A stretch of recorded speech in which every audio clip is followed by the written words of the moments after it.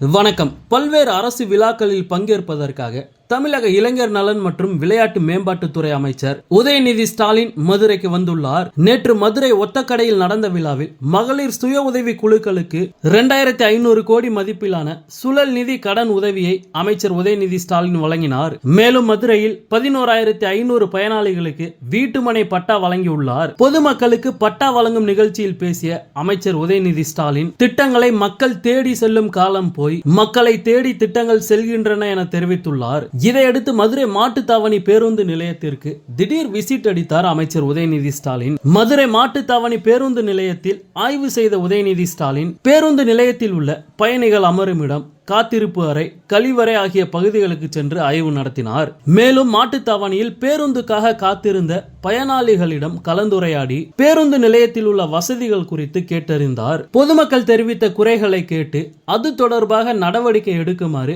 அதிகாரிகளுக்கு உத்தரவிட்டார். தொடர்ந்து செய்தியாளர்களிடம் பேசிய அமைச்சர் உதயநிதி ஸ்டாலின், மாட்டுத்தாவணி பேருந்து நிலையத்தில் சில குறைகள் இருப்பதாக புகார் வந்தது. அதன் அடிப்படையில் இன்று அங்கு நேரில் வந்து ஆய்வு செய்துள்ளோம். இன்று மாலை ஆய்வு கூட்டம் நடைபெற உள்ளது. அதை தொடர்ந்து நடவடிக்கை எடுப்போம். மதுரை மட்டுமல்ல, எந்த மாவட்டத்திற்கு போனாலும் ஆய்வு செய்து வருகிறேன்.